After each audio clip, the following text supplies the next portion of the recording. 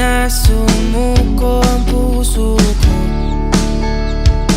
sa paulit-ulit na pagkakataon na nasaktan na bigo.